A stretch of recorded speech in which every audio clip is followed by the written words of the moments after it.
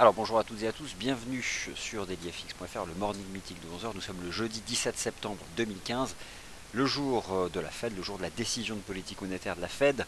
Le comité de politique monétaire de la Réserve fédérale, il est réuni depuis 24 heures, encore une journée pour faire le point, intégrer les toutes dernières statistiques et livrer ce soir au marché une décision de politique monétaire en matière de taux, des projections macroéconomiques et une conférence de presse. Trois éléments donc que la Réserve fédérale va publier: les taux, les projections macroéconomiques. Ces deux éléments, c'est 8 heures précises. Alors je serai avec vous justement ce soir à 8 heures ici même pour d'une part les traduire parce que c'est livré en anglais et puis surtout les décrypter pendant 30 minutes avant de suivre en live Janet Yellen à partir de 20h30 dans le cadre d'une conférence de presse. Alors bienvenue au morning meeting de 11 heures, le point de marché global macro sur dailyfx.fr. Depuis ce matin, vous avez assisté, et pendant la présentation, je vous invite à lire l'avertissement sur les risques liés au trading des devises et des CFD, et des marchés boursiers de manière générale. Depuis ce matin, vous avez pu assister au rendez-vous des scalpers, avec un point notamment sur le DAX. Le Good Morning Euro Dollar, on a parlé des paires majeures, on a parlé de l'US Dollar Index, de l'Euro Dollar et des taux majeurs, USD Yen, USD CAD, GBP USD, etc. Le Commodities Market Report vient de se terminer. Commodities, matières premières, 8 matières premières décryptées chaque matin. Et donc maintenant, vous êtes dans le morning meeting de 11 heures. Alors, écoutez, aujourd'hui, on ne va pas s'amuser, façon de parler, à aller sur des graphes 15 minutes horaires. C'est la Fed ce soir. Le marché attend. Wait and see. Le volume d'échange s'assèche depuis quelques séances. Il faut donc prendre du recul et se préparer, avoir surtout des plans de trading, parce que une fois la décision monétaire connue, les taux me semblent ce soir ne pas être la dimension la plus importante, puisque je pense qu'ils seront maintenus à zéro. Par contre, les projections économiques de la Réserve fédérale, eux, sont probablement ce qui importe le plus, pour pouvoir trancher donc entre trois cas de figure. Bon, ça peut être un quatrième cas de figure. Je vous les poste ici dans la section commentaires. C'est à peu près de cette façon-là que j'envisage les choses. Je les ai lettrés, hein, KA, KB, KC. Bon, si vous suivez les émissions depuis hier, vous commencez probablement à les connaître par cœur, ces cas, parce que j'en parle tout le temps. Ce soir, moi je serai surtout avec vous lorsque à 20h05 je vais avoir la version actualisée de ce tableau. La version actualisée, sans surprise, je pense que la Fed va revoir en hausse ses objectifs pour le marché du travail, puisque ses objectifs de 2015 sont déjà battus. Par contre, je suis très curieux de connaître l'anticipation de la Fed en matière de prix, à la fois sous-jacent et tenant compte du prix de l'énergie, des éléments volatiles. Ce soir, les projections macroéconomiques de la Fed, elles vont influencer sur l'environnement des taux d'intérêt, forcément, sur le prix des matières premières et sur le dollar américain. Et forcément, les taux d'intérêt, les matières premières, le dollar US, tous ces éléments influent sur le marché action. Donc, concrètement, c'est le D-Day, le jour J, pour ce mois de septembre, donc à la décision de politique monétaire de la Réserve fédérale des États-Unis. Très brièvement ici, un graphique du dollar américain sur notre site partenaire TradingView. Vous constatez d'ailleurs que lorsque vous allez sur le site TradingView, vous avez sous les yeux en temps réel l'indice US Dollar Index, celui utilisé dans les salles de marché qui pondère essentiellement l'euro-dollar. Eh bien c'est sponsorisé par FXM parce que ce sont les prix FXM. Ce marché du dollar US, tendance haussière parfaitement linéaire entre mai 2014 et mars 2015, et depuis un range. Eh bien ce range peut être une figure de sommet, et donc en sortir par le bas, ou simplement une phase de transition latérale. Est-ce que le dollar américain a déjà été beaucoup plus cher? Question que vous pouvez vous poser, puisqu'on parle beaucoup du dollar américain qui se serait envolé. Bien, écoutez, je vais vous montrer un historique de prix beaucoup plus ancien. On recule dans le temps. Nous voici face à un graphique du dollar américain depuis 1986. Nous sommes là. Voilà le positionnement du dollar en 86. Vous allez me dire, 1986 c'est loin, certes. Alors on va dézoomer. Voici le dollar américain en 2002. Bref, autant vous dire que le dollar américain a monté, mais qu'il est très très loin de sa valeur de marché atteinte par exemple en 2002. Donc, le dollar américain n'est pas en excès haussier. Et donc, il ne faut pas écarter le scénario qu'il verrait reprendre sa marche en avant après 6 mois de pause. Ça fait 6 mois qu'il temporise. Mais admettons que ce soir, étant donné le contexte économique international, les chiffres macroéconomiques en provenance de certaines grandes économies émergentes, et notamment la future première économie mondiale, la Chine, le timing, la fenêtre de tir peut sembler non idéal. Donc, a priori, un discours accommodant, qui pourrait ramener le dollar US dans la partie basse du range, voire l'en faire sortir par le bas pour retracer une partie de cette avancée majeure. Alors, voilà moi ce que je pouvais vous dire. Il y a 2 graphiques qui me semblent montrer que le marché envisage une option accommodante. J'ai le sentiment que le SP500 et le Dow Jones sont déjà sortis par le haut des ranges. Vous avez sous les yeux donc un graphique qui juxtapose le Dow Jones représenté ici donc par le CFD US 30 et ici l'indice donc S&P 500. On a donc ce choc baissier du mois d'août. Le marché s'est stabilisé tant sur le US 30 que sur le SP 500 sur des niveaux de support importants. Et moi j'ai toujours défendu le fait que la jambe de hausse qu'on avait fait fin août, suite à la séance du lundi 24 août, rappelez-vous, qui présente toutes les caractéristiques d'un paroxysme des ventes, donc d'un point bas majeur pour l'année, mèche basse, clôture au plus haut, volume énorme. J'ai toujours eu le sentiment que depuis on était simplement en train de la consolider, dans le bon sens du terme. Et ce qui m'a beaucoup plu sur le SP500 et le Dow, c'est que cette consolidation latérale, elle a été faite dans 50% de retracement, tant sur le SP500, le Dow Jones, mais c'est la même chose sur le CAC, le DAX et le Nasdaq. Donc voilà, on a quand même une convergence intra-marché propre aux indices boursiers internationaux qui, je trouve, renforce un peu cette argumentation positive. Alors forcément, une des premières conséquences ce soir d'un maintien de la politique de taux zéro et d'une réserve fédérale à la fois optimiste pour l'économie américaine, mais en même temps réaliste sur le plan du contexte économique international, serait un argument monétaire en faveur d'une relance des marchés actions. Les marchés actions US montent depuis 2 séances. Et j'ai déjà au fond le sentiment qu'ils seraient sortis par le haut des configurations et techniquement le SP500 semble avoir repris le chemin des 2040 points. Peut-être que ce soir, après la Fed, pendant la conférence de presse, l'indice S&P 500 reviendra donc au contact ici des 2040 points. Alors bon, une fois n'est pas coutume, dans ce morning meeting, j'ai commencé par les marchés actions US.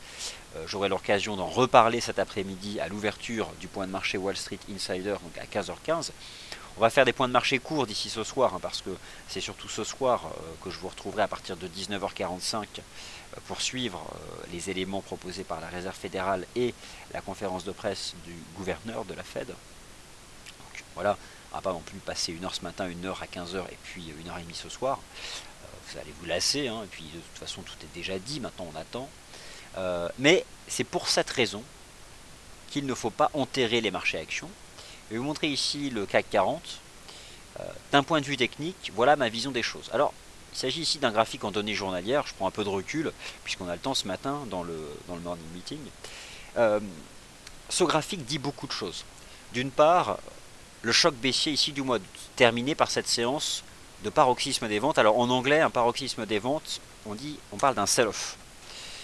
Les ventes sont terminées. Off. Terminé.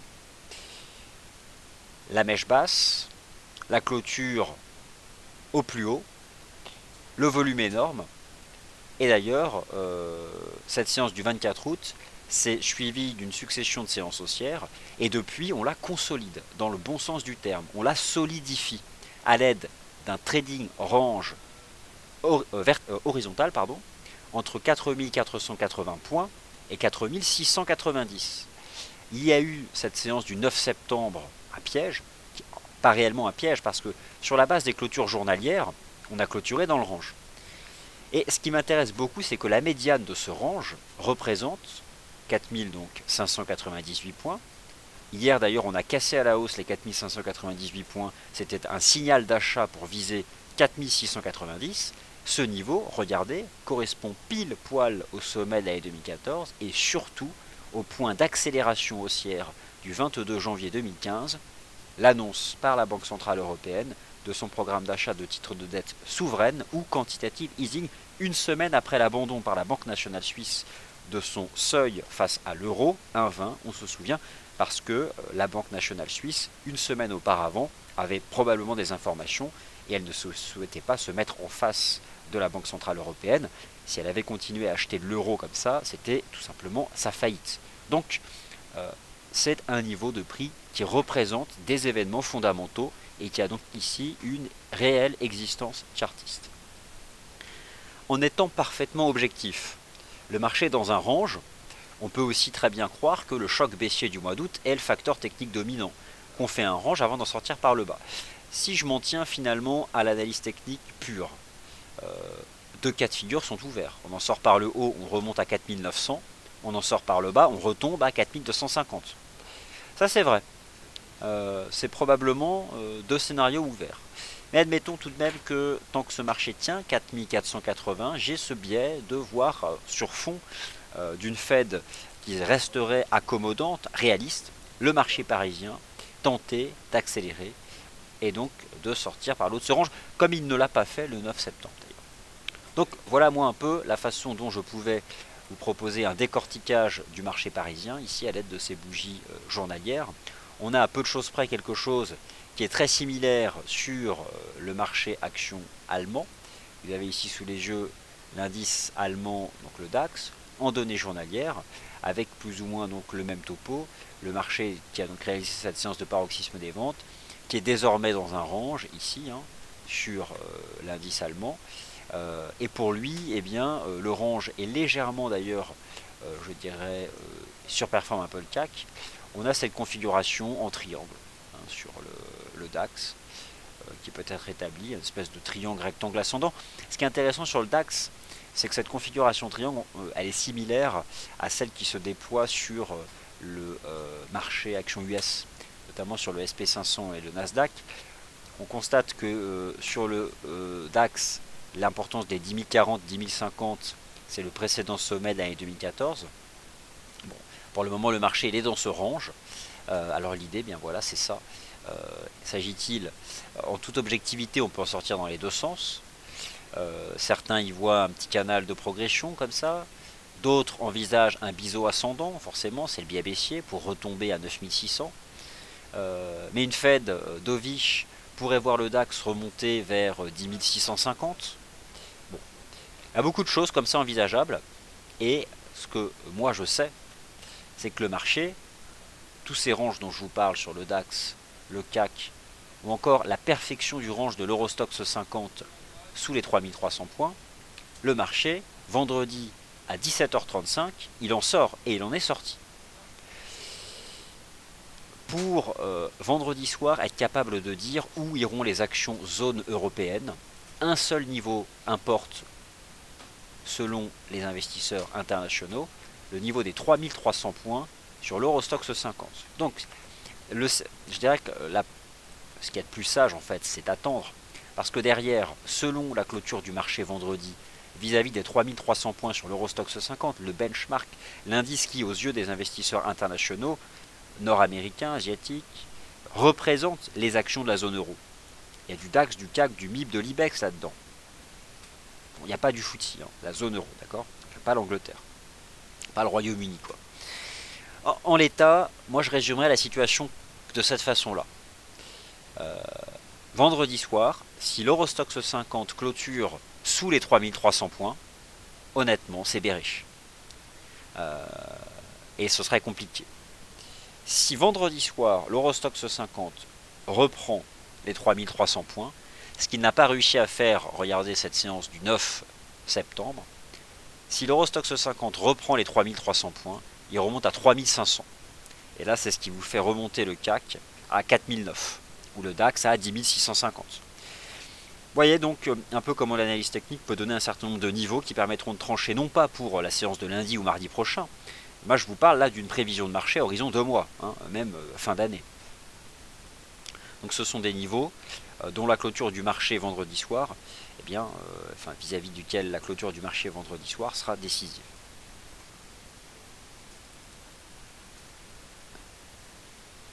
Alors, voilà donc moi ce que je pouvais vous dire sur ce CAC 40. Je vais simplement vous remontrer, alors pour ceux qui n'étaient pas présents dans le Good Morning Euro-Dollar, un graphique en données hebdomadaires du taux de change euro-dollar, et ensuite je bascule sur des graphiques intraday pour toutes les classes d'actifs. Donc accordez-moi 2 minutes sur l'euro-dollar weekly, hein. Je sais que vous préférez l'action des prix à court terme, juste aux 2 minutes sur l'euro-dollar weekly, et je bascule ensuite sur ma disposition graphique intraday, où il n'y aura que des chandeliers H1 et H4. Alors ce graphique de l'euro-dollar me paraît important parce qu'il met à la fois en évidence le mouvement, le bear market depuis 1,40, mais aussi, je dirais, le bull market depuis l'année 2000. Puisqu'à 1,05, l'euro-dollar est quand même revenu en mars dernier, et ça fait 6 mois que l'euro-dollar ne baisse plus. Ça fait 6 mois que le dollar US ne monte plus. Peut-être que l'euro-dollar, il a fait une énorme figure de creux, hein, qui va remonter à 1,18. Bien ça, c'est possible. Il peut remonter à 1,18 l'euro-dollar, notamment s'il réalise une cassure haussière weekly des 1,15. Et là, il file à 1,18, voire 1,19. Je vous ai parlé des 3300 points de l'Eurostoxx 50. Eh bien, l'euro-dollar, pour lui, c'est 1,1450, 1,15. Vendredi soir, à la clôture du Forex, on va dire, allez, après la clôture de la session nord-américaine, on va dire 22 heures. Le cours de l'euro-dollar à 22 heures. S'il se fait sous 1,1450, 1,15, honnêtement, ça reste baissier. Si vous avez une belle clôture weekly à 1,15, 1,50, 1,16, c'est boule. C'est objectif 1,20 et il faudra acheter les supports. Et ça, c'est la Fed qui serait hyper dovish. Avec un dollar US. Ce serait essentiellement dû au positionnement vis-à-vis du dollar américain. Parce que l'euro, lui, ne baisse plus de manière générale et a tendance à se renforcer avec les nouvelles projections économiques en matière de prix au sein de la zone euro. Donc, cette semaine, c'est uniquement le positionnement des investisseurs par rapport au dollar américain qui compte. Alors bon, sur cette représentation graphique weekly, j'ai proposé 2 scénarios. L'idée c'est quoi? On a donc cette ligne de tendance depuis 1,40, mais on a surtout le petit canal haussier depuis mars dernier. Si le marché en sort par le haut, vous comprenez bien que l'idée c'est clairement d'aller chercher les 1,19 $. Si en clôture weekly, si on réalise une semaine aussi moche que la dernière semaine du mois d'août, avec une clôture sous les 1,1450, le marché tombera à 1,07. Eh bien oui, ce soir se joue 1 euro-dollar à 1,07 ou 1 euro-dollar à 1,18. C'est la clôture de la semaine qui permettra de trancher, admettons, probablement la clôture de ce soir. Hein, puisque d'ici la clôture du FX ce soir, on aura de toute façon les éléments connus, quoi. Donc, voilà, comment donc je vois les choses. Alors dovish c'est une Fed accommodante, hawkish c'est le contraire. Si vous, ça correspond ici entre le KB et le KC, et ici c'est le cas que j'ai lettré A. Donc vous avez un article sur le site qui vous donne en détail à quoi correspondent ces différents cas de figure.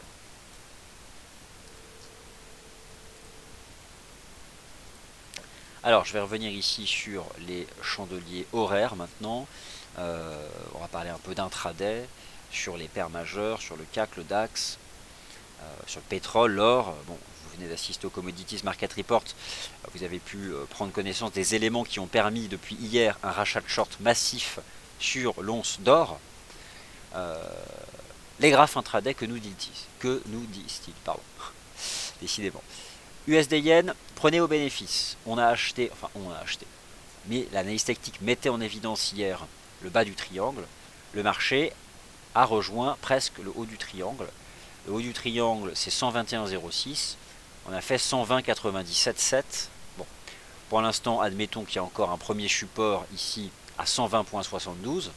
Donc tant que l'USD Yen reste positionné au-dessus des 120,72, pourquoi ne pas aller chercher 121? Mais admettons qu'on est au bout du truc. Attention, la UD-USD, je sens le piège haussier. J'ai le sentiment que le marché n'accélère pas, pourtant il est sorti par le haut de ce canal, mais de manière marginale. Potentiellement, on a un biseau H4. Si la UD-USD on sort par le bas, c'est bearish. Mais c'est pas fait. Donc je surveille cette ligne de tendance en formulant toujours l'hypothèse de cette compression. L'euro-dollar en H4. 1,1330, objectif atteint. Vous en avez parlé ce matin. Bon, on était 20 pips au-dessus, c'était pas complexe. L'euro-dollar a tenu ce matin cette ligne de tendance haussière. Il est sorti par le haut ici du canal.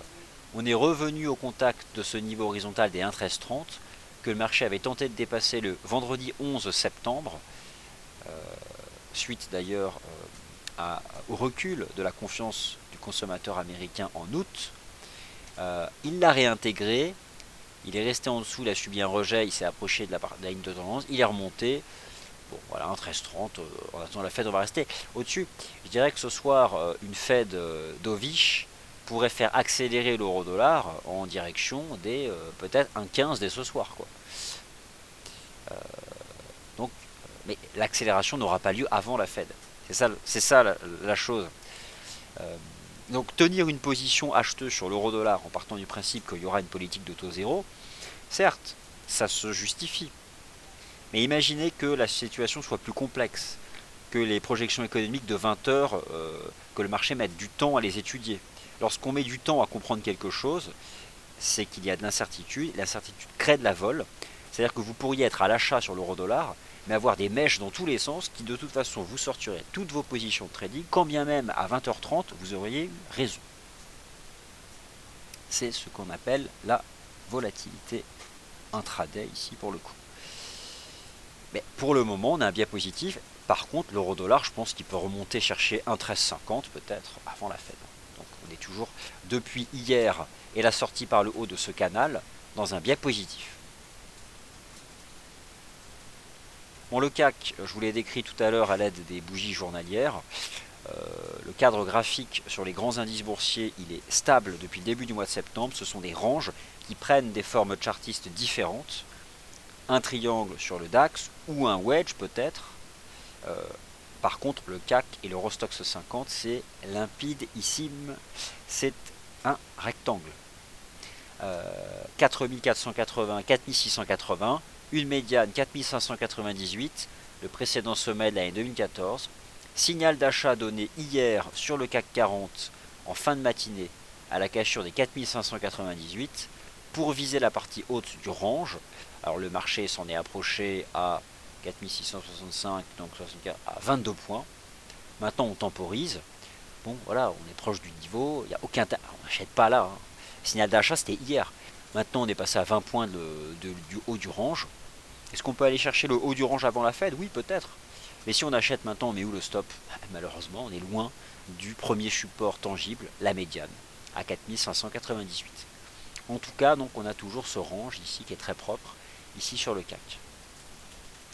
Alors le Bund, je vous en ai parlé, je vous en ai fait un suivi au jour le jour, comme chaque jour dans le morning meeting où vient un article sur le site, avec le signal d'achat du 2 septembre. Je visais 156, mais je vous ai expliqué que si on finissait par casser 155, j'ai abandonné la vue de marché haussière, donc ce qui quand même se traduisait par 200 points de hausse. En effet, à la cassure des 155, le marché est revenu au contact de ce canal haussier. Alors vous pouvez vous demander quelle est la différence entre cette ligne de tendance et celle-ci. Celle-là attrape les mèches, la volatilité basse. Celle-ci attrape les cours de clôture. Et pour le moment, on voit que le Bund se stabilise. Attention, le canal est menacé, notamment si le marché obligataire US était fortement vendu ce soir. Pour que le marché obligataire US soit vendu ce soir, il faut une Fed hawkish. Si ce n'est pas le cas, les taux longs aux États-Unis vont baisser parce que ça fait 2 semaines qu'ils montent. Et à ce moment-là, les taux longs au sein de la zone euro vont baisser. Le prix du Bund tiendra à la partie basse de son canal et repartira à la hausse. Je dois admettre qu'au moment où je vous parle, le contrat souverain allemand il est sur support. Mais que ce soir, s'il y a bien un marché qui va être hyper réactif, c'est le marché de la dette. Techniquement, acheter le Bund dans un bas de canal au moment là, c'est attractif, du point de vue notamment du positionnement du stop. Et si ce soir la Fed est hawkish, que les taux s'envolent, les prix des obligations chutent, c'est quoi la garantie que vous soyez exécuté avec votre stop pile poil là? Aucune. Donc c'est risqué. En tout cas, le Bund est sur support et pour le moment tient la partie basse de son canal. Le repli récent du Bund est dû à 3 séances consécutives de hausse sur les rendements obligataires aux États-Unis. Le DAX en intraday, que nous raconte-t-il? À peu de choses près, un message graphique similaire à celui du CAC, de l'Eurostoxx 50. À peu de choses près que la configuration, que le range ici du DAX, ce n'est pas réellement un rectangle, mais c'est davantage ce type de configuration triangulaire. Alors je vais bien forcer le trait pour que vous puissiez la voir. Voilà, j'ai retiré ça. Ça, c'était le précédent sommet de l'année 2014.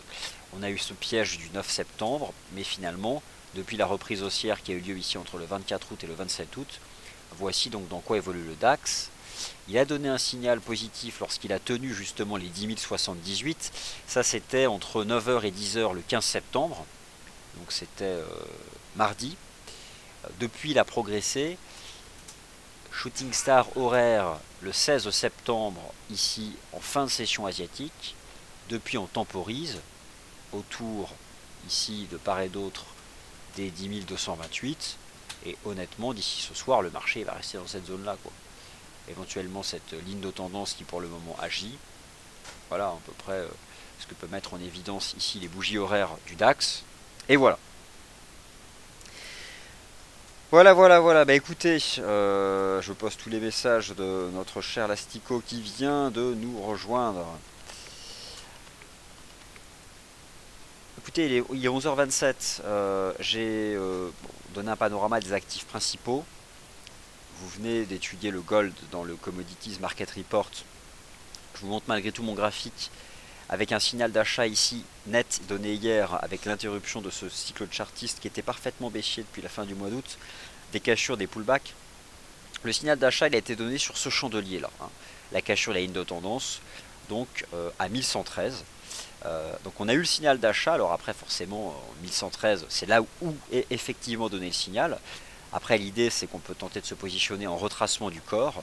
Et regardez hein, l'efficacité du chartisme, le mouvement était fort, rachat de short hein, sur le gold, on a retracé 38,2 du corps de cassure.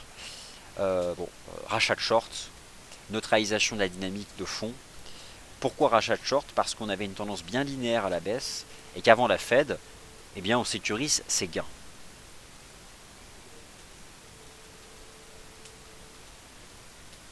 Le Bund, le DAX, le taux USD Yen. Il faut questions-réponses. Alors, Stico, je pose pas tous vos messages, hein. Vous êtes en forme ce matin. Certains messages un peu cash, je ne les poste pas.